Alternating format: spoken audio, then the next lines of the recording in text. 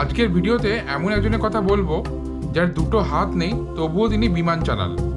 শুনতে অসম্ভব লাগলেও এই ঘটনাই বাস্তব এবং অবিশ্বাস্যভাবে অনুপ্রেরণামূলক। তার নাম হচ্ছে জেসিকা কক্স, যিনি 1983 সালের 2 ফেব্রুয়ারি ইউনাইটেড স্টেটের অ্যারিজোনাতে জন্মগ্রহণ করেছিলেন। একটি বিরল জন্মগত কারণের জন্য জন্ম থেকেই তার দুটি হাত নেই।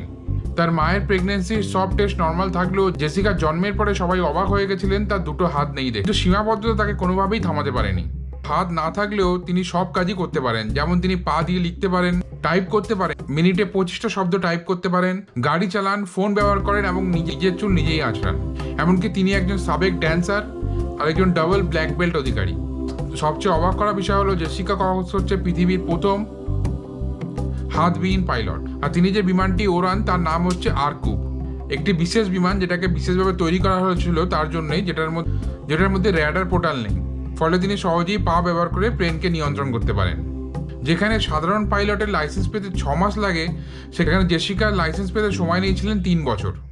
আর এই লাইসেন্স পেতে তিনি অনুশীলন করেছিলেন 3 জন প্রশিক্ষককে নিয়ে। আর 89 ঘন্টা বিমান চালানোর পরে তিনি ইতিহাস সৃষ্টি করেছিলেন।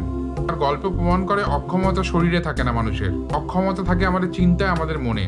যখন কোনো অজুহাত খুঁজবেন তখন এইসব মানুষগুলোর কথা একবার চিন্তা করুন। পৃথিবীতে এরকম মানুষের দৃষ্টান্ত প্রচুর পাবেন, কারণ অসম্ভব শব্দটা শুধু সাহসীদের কাছেই হার মানে।